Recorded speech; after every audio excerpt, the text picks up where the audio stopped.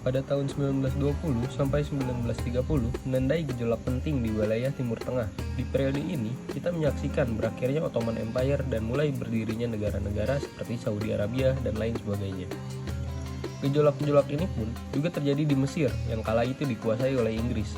Salah satunya adalah yang menginspirasi seorang guru sekolah bernama Hasan Ahmed Abdirrahman Muhammad Al-Banna atau yang lebih dikenal sebagai Hasan Al-Banna. Hasan Al-Banna adalah seorang ulama, pemikir Islam, dan aktivis asal Mesir yang lahir pada 14 Oktober 1906 di Mahmudiyah. Sejak kecil, ia telah menunjukkan kecerdasan dan ketertarikannya pada ilmu agama, terutama karena didikan ayahnya, Syekh Ahmad Al-Banna, yang merupakan seorang ulama dan penulis kitab hadis.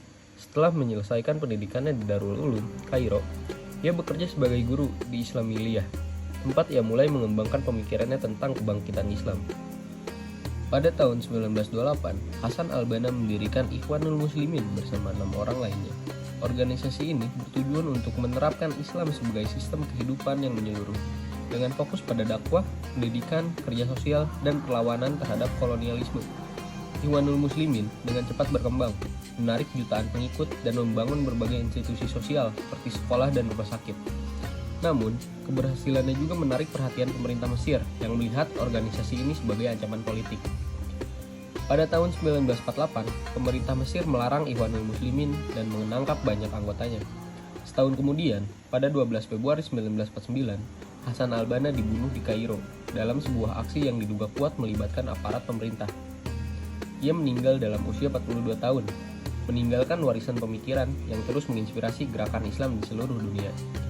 Meskipun mengalami berbagai tekanan dan hambatan politik, pemikiran dan perjuangan Hasan Al-Banna tetap hidup melalui Ikhwanul Muslimin dan karya-karyanya seperti Majmu'ah Rasail dan Ilai Nur. Ia dianggap sebagai salah satu tokoh penting dalam kebangkitan Islam modern, dan gagasannya masih menjadi pedoman bagi banyak aktivis Islam hingga hari ini. Hasan Al-Banna juga memiliki gagasan utama. Hasan Al-Banna menekankan bahwa Islam harus dijadikan sebagai sistem kehidupan yang menyeluruh, mengintegrasikan nilai-nilai spiritual, politik, sosial, dan juga ekonomi.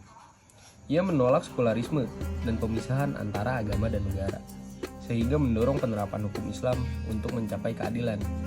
Menurutnya, perubahan masyarakat harus dimulai dari dakwah dan pendidikan, serta diwujudkan melalui persatuan umat Islam dalam menghadapi penjajahan dan dominasi asing. Jihad, dalam pandangannya, merupakan perjuangan pembebasan yang mencakup dimensi intelektual dan sosial. Sementara, reformasi ekonomi didorong dengan prinsip keadilan melalui pemberdayaan umat lewat zakat, wakaf, dan koperasi. Nah, relevansi gagasan Hasan Al-Banna dengan kondisi umat Islam di Indonesia saat ini adalah gagasan Hasan Al-Banna yang menekankan penerapan Islam sebagai sistem kehidupan yang menyeluruh tetap relevan bagi umat Islam Indonesia saat ini.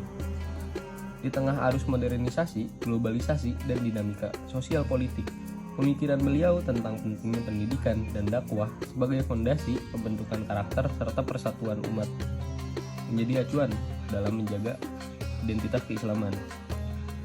Ajarannya mengenai reformasi ekonomi dengan mengutamakan prinsip keadilan melalui instrumen seperti zakat dan wakaf juga sejalan dengan upaya mengatasi ketimpangan ekonomi dan meningkatkan kesejahteraan sosial. Walaupun konteks historisnya berbeda, semangat untuk memadukan nilai spiritual, sosial, dan politik dalam kehidupan sehari-hari dapat menginspirasi strategi umat Islam Indonesia dalam menghadapi tantangan kontemporer, menjaga persatuan dan memperkuat kontribusi dalam pembangunan masyarakat yang adil dan beretika.